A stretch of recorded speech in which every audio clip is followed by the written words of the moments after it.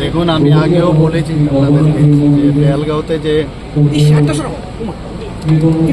ঘটনাটা ঘটেছে সেটা তো অত্যন্ত নিন্দনীয়। একটা বারবারিক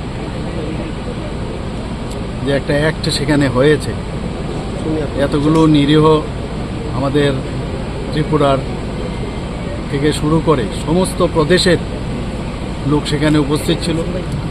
এর মধ্যে দেখা গেছে যে মাননীয় প্রধানমন্ত্রীজি বলেছে আমাদের ত্রিপুরার কয়েকজন অল্পের জন্য রক্ষা পেয়েছে। আপনারা সবাই জানেন, যারা বাংলায় কথা বলে, যারা কর্ণাটকের থেকে শুরু করে সমস্ত প্রদেশেরই লোক সেখানে ছিল, এবং তাদেরকে যেভাবে হত্যা করেছে সেটা অত্যন্ত নিন্দনীয়। এবং মাননীয় প্রধানমন্ত্রীজি, আমি আগেও বলেছি, এবং আমাদের স্বরাষ্ট্রমন্ত্রী অমিত শাহজি উনিও বলেছেন, এবং উনি সেখানে গিয়েছেন।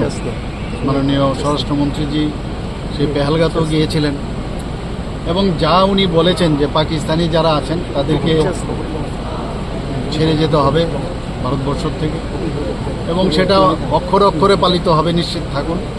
এবং মাননীয় প্রধানমন্ত্রীজি যা বলেছেন, আমি আগেও বলেছি, সেটাও কিন্তু আপনারা দেখবেন কিছুদিনের মধ্যে তার রেজাল্ট পাবেন।